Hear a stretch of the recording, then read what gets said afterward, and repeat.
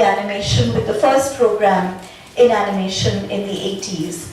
And she stayed on to teach at least one generation of animators at NID. Nina has, not many of you know of her as Dr. Nina Savnani.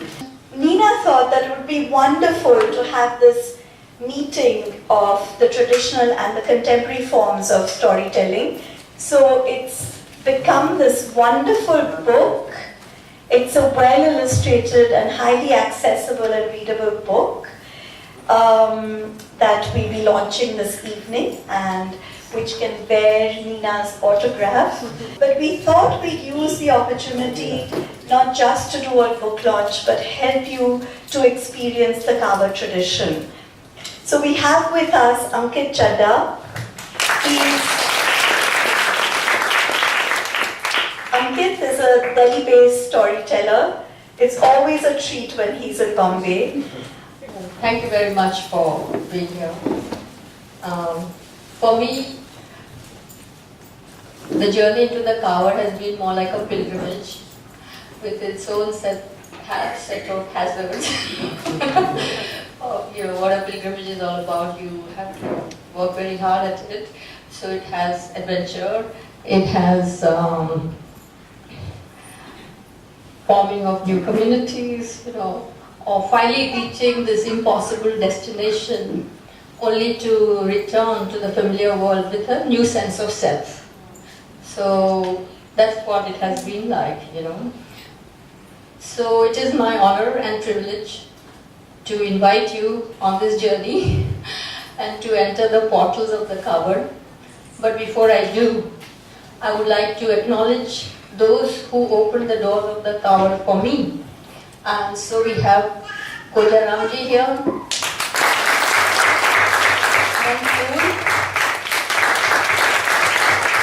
They are traditional storytellers from Kumhara, Jodhpur, and that is Satyanarayan Suthar. He is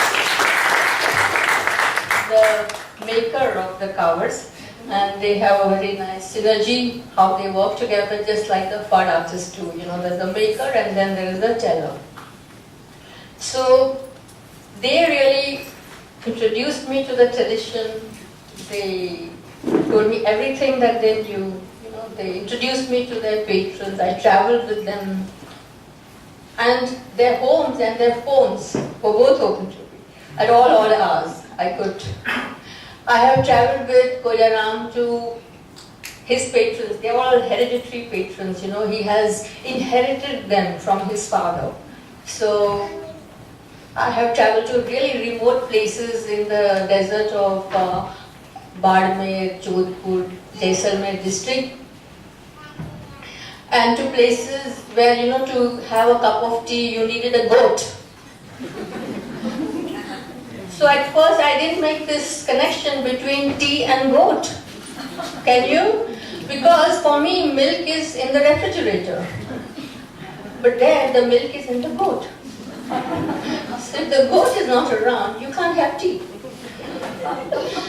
So that was a big surprise for me. I felt like Alice in Wonderland, And so this liminal space, that I entered.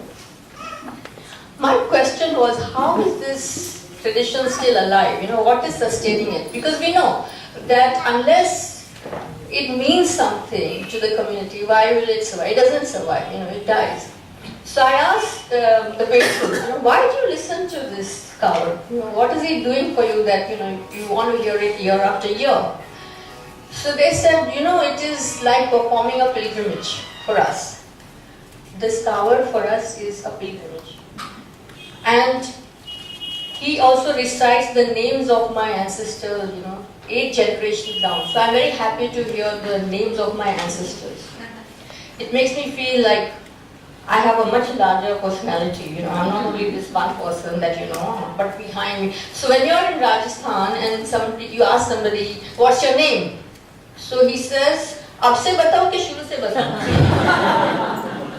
Because it is, for him, he is not just him, he is a part of a larger community. And what the Kawar essentially is doing doing is, reinforcing that sense of community. So if you look at the coward, it has these doors, and as he keeps opening, and you will soon see, he's going to give you a glimpse of what he does, in the natural settings, because what he would do for his patron. So he will give us a glimpse of that very soon. You see that when it opens, it's like it opens its arms to you. It's inviting you to travel. So it's taking you on this pilgrimage, which is why I also call it a portable pilgrimage, because it's not a replica or a miniature temple that is coming to you, which is coming to the pilgrim. It's actually the whole experience of a pilgrimage. And so my quest was, how does this do it? And how does the coward deliver that? How does the structure of the coward do it? And for it to survive into the future, first let me tell you what happens. When when Kojaram goes to his patron's village, he sits down, he opens this coward, and as he opens, it's like traveling in time. So panel by panel, the doors open, and he recites stories of hardships, of valor, of charity, all the things that happen, in the course of a pilgrimage. And then at the end of it, he writes down in his book the records, he updates the records, and of course he recites their genealogies. So that's how they experience this feeling of a pilgrimage. Now the future of this coward really lies in how the community is going to adapt to changes, whether it's going to form new communities. So as a trial today, we are trying a new community of storytellers. We have with us Kojaram Manfool, together with Ankit, who is an extremely talented young storyteller. You all know him. They are going to tell their version of some stories from the coward. And my favorite is Pundana Bai, but I will let the tellers do the telling. So Ankit.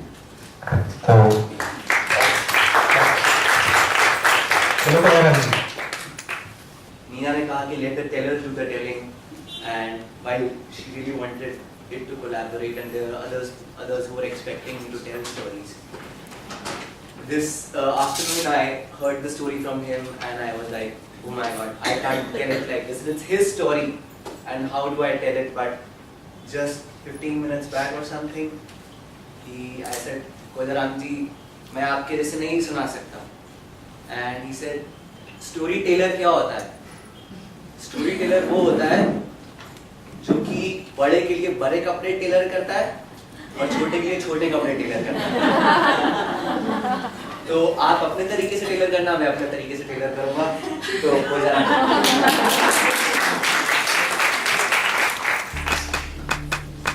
वाह भाई, श्रवण कुमार वाह. आ श्रवण नी कावड़ है. सदा भवानी दायमी सुन्मुख रहित गणेश पांचों देवक्ष्या कई ब्रह्मा विष्णु महेश. पांच पांडु छठा भगवान है सोमूर्ति यमो श्री कारणी 12 वर्ष तपस्या करी सोमूर्ति यमो स्नेह आई जना पांडु ये माने गया. गणता पांडु श्राप दियो जा सोमूर्ति पाप नहीं कणु में बो तेरी आवेला मान को दे धारण नहीं करेला आवेला जिन धक्का खाती जावे. माता कुंता द्रौपदा रानी गूंजियो आम लगाई केरी ऊप नियासा गुरुया दरवासा मीरा दिल्ली मेट थी रणजी गढ़ चित्तौड़ जय को प्यालो पायो मीरा हिम्मत करने पियो पिराग पड़रा पान में भगवान अवतार लियो. भूख लागी जीवना पगरंगो तो दाय परमेश्वर मोटा लिया मोर्द राजा पद्मा रानी रतन कंवर ने चीर सिंह ने नीरे सतनी हारे जानो काल भगवान सारे चंद्राल गुजरी दाई किलो भी कांजी मोकन चोर ने खावे.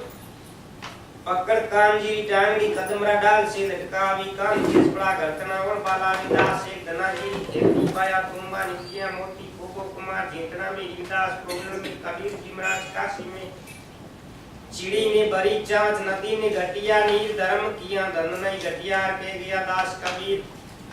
तुलसी संसार में धारा दे की रोई धन पावे तू धर्म करो मुक्ति नाम से होई। सैन जी नई नंगर में भगतिया भाटी भैर सिंह जी का पड़ी बच्चा किस पर सुंदर गौर घटे ज्ञान भाटी भैर नटे उल्ट पड़े आसमान। नैनी बाई उमा मेरो भगवान बरे नैनु बाई कंस बंदावी किशन जी सागरी ने राधा रुक्मण जी संग में जावी 56 करोड़ री माया नरसी भगत लुटाई। सुंदरा दु बंजना सदा भवानी बेल सारा पहली सिमरजोन गमरीरा पुत्र गुणेश रिद्धि सिद्धिरा धनिया गुणेश सीमरा श्रीयादि कुंभारी पेड़ा भक्ति क्या कारी श्रीयादि 17 की और भाई खंडेरी धार भक्ति की भगवान री मंतीरा बच्चा दिया हुआ। बादरी नारायण नो मिंद्रे ज्ञात उमर बादरी काया सुधरी नी जिया बादरी जो गोरेगा दाड़ती धर्मी पेड़ी छड़े पाप की नरमुंदा पड़े तीतर तो संचेर कीड़ी खावे धन मुंजी रो परला में जावे मुंजी मा तो कोड़ने मर जावे। तो पुरुष है जो दान को वे नहीं देखो भगवान जी कावड़ उदर्श ने 17 दान है गंगा सिना ने श्याम सिंह सोडे जी गांव कोटड़ो बच्चा कोटड़ा में दाम दीनो जवाहर सिंह जी भाटी गांव जैसलमेर रा बच्चा देखो घूमो पावो जीमा गांव धनौरा बोला सोलो कर्नल बाड़मेर में दाम कावड़ में दीनो दिया दाने आगोतर लिया भगवान री कावड़ उदर्श ने राजा ही घरी सुंदर तारा चंद्राणी भी को पड़ी जना भयु भंगी कर पानी तो नहीं छोड़ी एक छतरी बाणी सतमती छोड़ी साहिबा सत छोड़ियां पक जाए सतरे बंदी ये लिस में फेरे मिलेला आज सरवण एक मात पितारी कावड़ ले गंगा जी जावे राजा दशरथ जी सामने तीर मार ले भाणजो वीर पिटमा माए भाणजे ने मार कं जिसके सिंह सवारी जगदम्बा श्री सवारी बे माता कर्मा बेटी जाट रे भरगा में भगवान ने खीसरी बाट की दाबड़े रो पर्दो करे तो की भगवान रूप ने भोग लगा। परमात्मा री कावड़ उदर्शन छडावे सो फल पावे भाई आशा गुणे खाईवड़ा दान पूर जावे दीवड़ा दान आगोत्रा की अमर हो जावे। आ श्रवण कुमार री कावड़ ऐसा भगवान रे नाम रे hinting away. You go on from there. So this was, I think, we want to talk about what he was. Yeah, actually, I forgot to tell you that you can, the patrons get themselves painted in here. They commission like page 3. You can play a part of this. And if you do not pay your annual donation fees that are due to him, he'll paint you upside down. Let everybody know about it. But So, anything else about this? I think, go ahead. ठीक, तो this was, I think, the traditional way in which he goes to the Jajman and the pilgrimage happens. But the story starts from here when he says कि अच्छा ये किसकी कावड़ है? ये श्रवण की कावड़ है. So because I am supposed to tell the story my way, I was thinking, well, how does it start? So I remember that, you know, and I don't think whether it's just a North Indian phenomenon or in other parts of the world also, in other parts of the country as well. We have this image of Shravan set in our mind since childhood. कि अरे बेटा तुम्हें श्रवण जैसा बनना है, देखो अपने माँ बाप को तीर्थ करवाने ले गया था. And then I'm like, okay, thank God make-my-trip came. Because if I would have been weightlifting and not storytelling. But yeah, I think it's also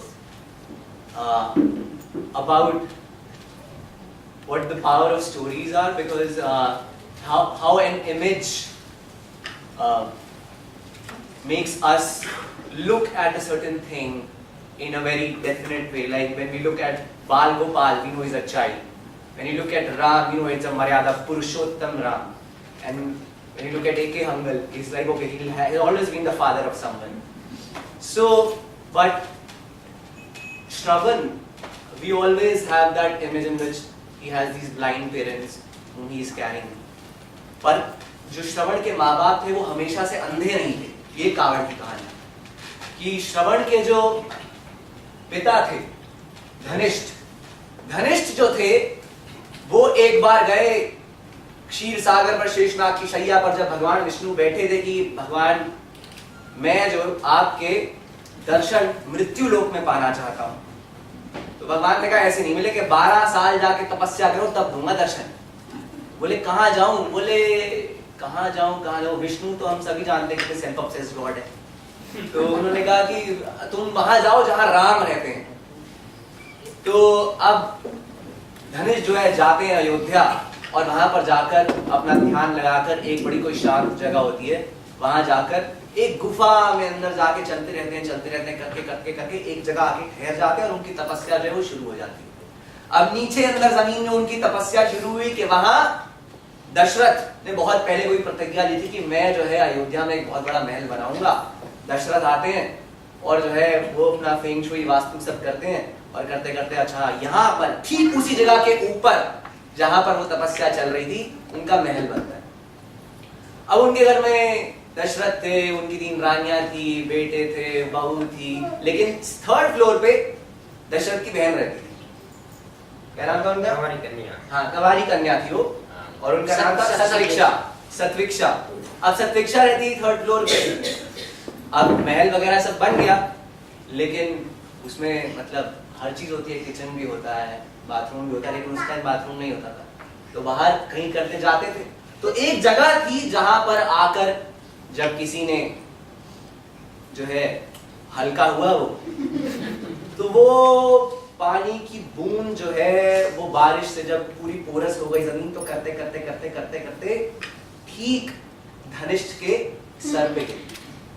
अब धनिष्ठ के सर पे गिरी तो तपस्या तो चल रही थी उनकी, लेकिन अब जब वो बूंद गिरी तो उनके मन में पाप आ गया, तपस्या भंग हो गई। तपस्या जो है भंग हो गई।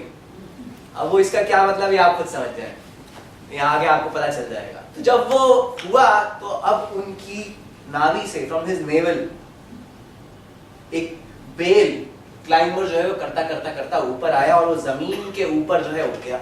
अब महल वालों ने देखा अरे यहाँ पे तो बड़ा अच्छा सा प्लांट उगा है, वो उसको पानी देने लग गए और दिए जा रहे हैं करते करते करते किसी ने देखा अरे ये तो और ऊपर जा रही है, तो उन्होंने जो है एक ब्रांच से बांध दिया। करते करते करते वो 3rd फ्लोर पे पहुंच गया। अब 3rd फ्लोर पर जब वो पहुंची बेल, तो उसमें से फूल निकल गया। अब वो फूल जो निकला, सतविक्षा कुंवारी कन्या थी, उसने कहा हाँ हाँ कितना प्यारा फूल है, उसने जाके उसकी सुगंध ली। So that was when Shravan was conceived.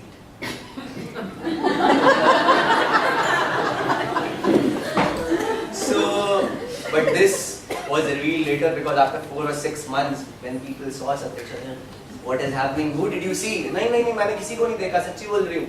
माँ बाप के अलावा, सूर्य भगवान के अलावा मैंने किसी को नहीं देखा। वो कह रही कि नहीं कुछ तो है। अब दशरथ ने कहा क्या करूं, मेरी कुंवारी बहन, उसका ऐसे हो गया, किसके पास जाए? तो सीता के पास गए कि सीता जो है बड़ी पवित्र है, वो जो उसकी देखभाल करके आएगी तो कोई पक्का काम है। जो सीता जी कहेगी वो सच्ची बात है। हाँ, सीता जो बोलेगी वो सच्ची बात।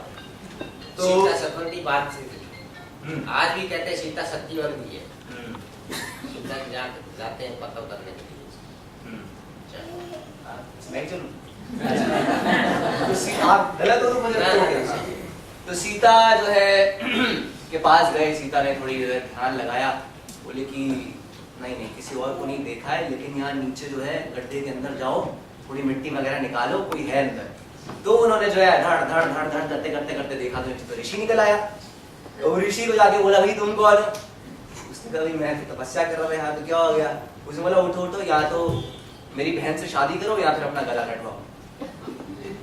क्या बात है भाई, मैंने क्या कर दिया? मैं तो अपनी तपस्या कर रहा था।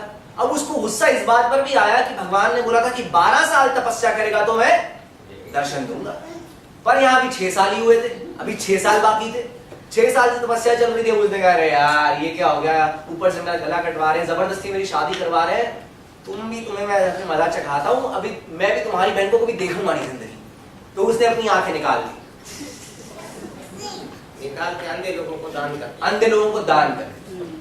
अब ऊपर सतविक्षा के पास गए कि नहीं तुम्हारा जो है ये हो गया तो तुम्हें उससे शादी करनी पड़ेगी। उसने कहा मैंने कभी किसी को देखा नहीं, मैं कभी कहीं किसी के साथ गई नहीं, क्यों जबरदस्ती मेरी शादी करवा, मैं भी अपनी आंखें निकाल रही। तो ऐसे दोनों की आंखें निकल गई, निकल के दोनों को दान कर दिया।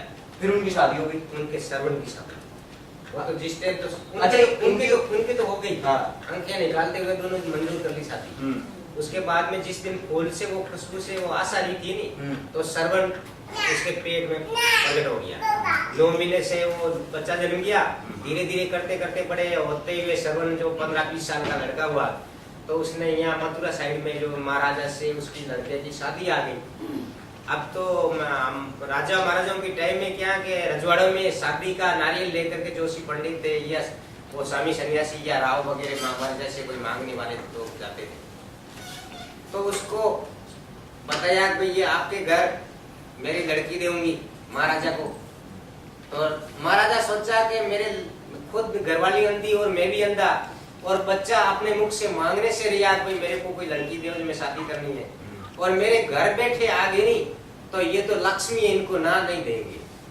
तो उसने श्रवण की भी शादी 20 साल के बाद में मंजूर कर ली। तो इसने क्या कि ब्याह करके लाया, बड़ी खुशियां मनाई घर के अंदर। श्रवण के पिताजी के पास में 1000-1500 गाय थी, राजा दशरथ जी ने दी थी, सोना चांदी धन दौलत का सब देश वगैरह दिया था ढंग से। तो वो श्रवण की घरवाली को लेके आया, लाने के बाद में वो अंधो अंधी तो वैसे ही थे, और उनकी श्रवण की घरवाली सोची कि ये बुजुर्ग आदमी श्रवण को कहा कि ये अपने घर से या तो बाहर बिठा दो, जो अपन बातें चीतें करते रहते हैं तो वो सुनेंगे नहीं। वो आंखों से तो अंधा पर कानों से तो बोले नहीं, तो इसको या तो बाहर निकाल दो। श्रवण के मेरे माता पिता है, इसको बाहर नहीं निकालेंगे, मैं निकल जाऊंगा। तो कई दिन चलते रहे, तो दूसरे आदमी से शिक्षा ली, भाई ये बुजुर्ग आदमी जल्दी कैसे मरेगा।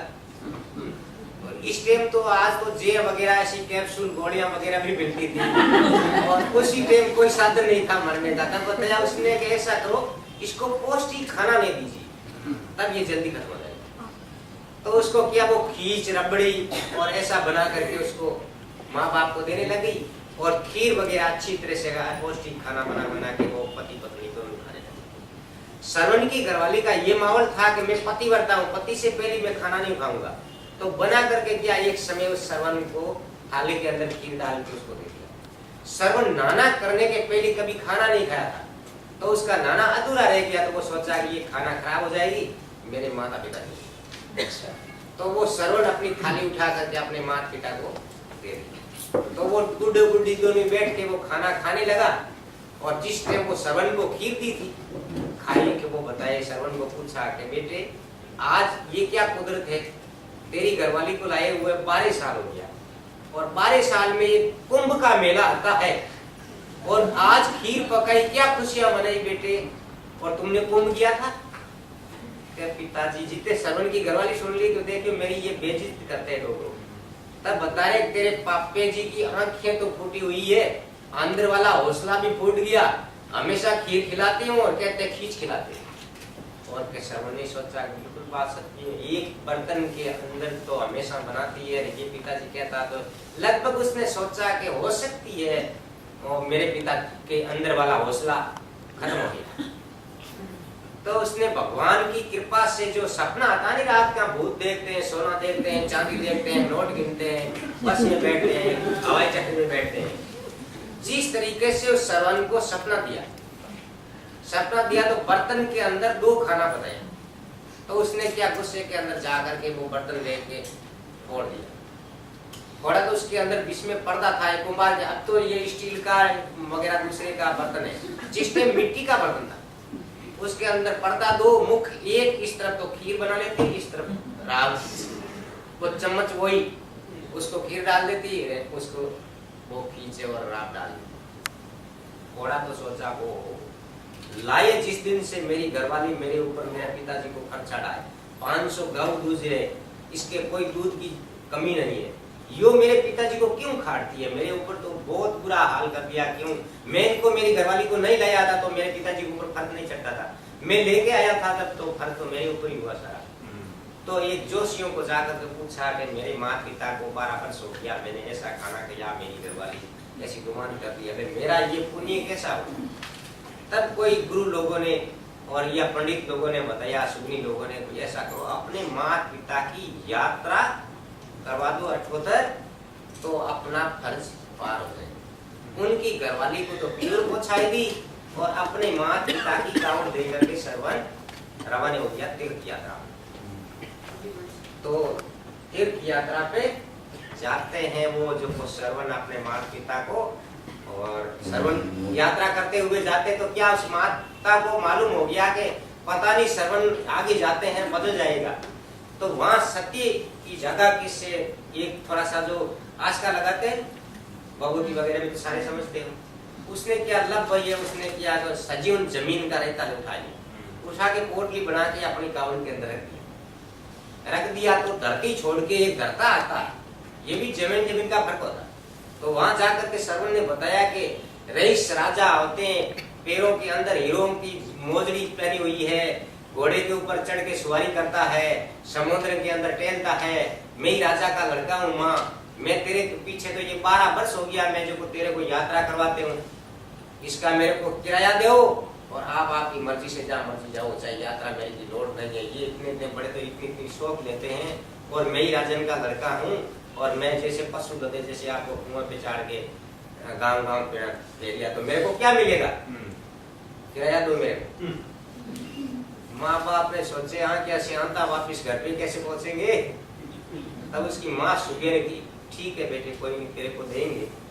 तो उसने क्या उस जमीन पे थोड़ा सा रेता छिड़क के उसके ऊपर बिठा के बताया बेटे तुम्हारे कितना किराया बनता, वो देंगे वापिस दूसरी पोर्ट पे अपने रेता रखे। तो बताया भाई मेरे किराया उस जमीन पे बाहर था तो वो किराया मांगे थे, उस जमीन को थोड़ा रेता डाल के उसके ऊपर बिठाया कि माता आपके पास से मैंने किराया तो लगभग क्या मांगू, पर मेरे दिमाग से कुछ बात और निकल गई थी और मैं आपसे किराया मांग लिया, मेरे को माफी दो, मैं जुल्मी हो गया, बार बार नमस्कार। मेरा 12 वर्ष में इतना आपका फर्ज उतरा नहीं है और किराया मांग लिया तो मेरे इस जन्म में मैं उतार नहीं सकूंगा। जो माँ के पैरों छू करके उसने माफी मांगी, मेरे को माफी दे। वहां से कावड़ लेके और आगे रवाना हो। फिर वो जंगल में पहुंचा। तो वहां जाकर के जंगल में पहुंचा। जंगल में जाकर के पेड़ के ऊपर कावड़ रख के अपनी माता बोली कि बेटे आप तो दूर चली जाएगा, नहीं तुम मेरे को पानी पिला। गाना सुने तो पानी की कुंपी लेकर के श्रवण जाता है पानी लेने के लिए। वहां राजा दशरथ धनुष चला देता है। तो वहां श्रवण काम आ जाता है और राजा दशरथ जी आते हैं जो बहन को पास में पानी पिलाने के लिए। बहन पानी पीती नहीं है, शराब दे देती है, जिस धनुष से मेरा लड़का खत्म हुआ है इसी धनुष से वायु तुम खत्म होगा। हरि ओम विष्णु करके वो श्रवण की माता पिता को स्वर्गवास हो गया। अब भजन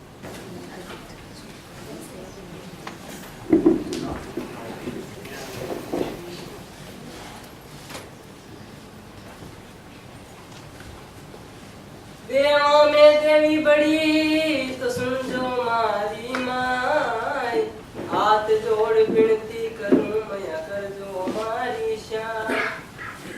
वाला लीला बांस कटाया लीनी श्रवण कवड़ गड़ाय।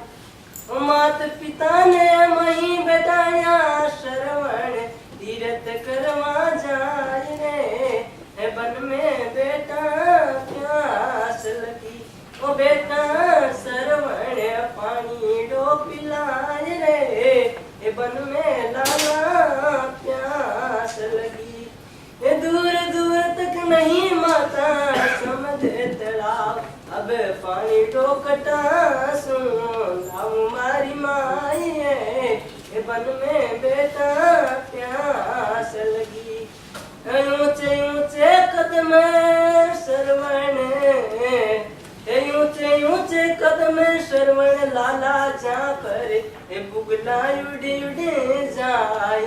जटा सो लावो बेटा पानी डो पिलाय। ले श्रवण जारी चाल्यो हम गयो रे समते तड़ाव। जारी जा में डुबाई श्रवण दशरथ तीर हाँ दियो जायत। श्रवण रे कणजे लागियो बोले मामा ले वो झलरी रे जारी मारी। ये माता ने पिलाओ रे ए बेटा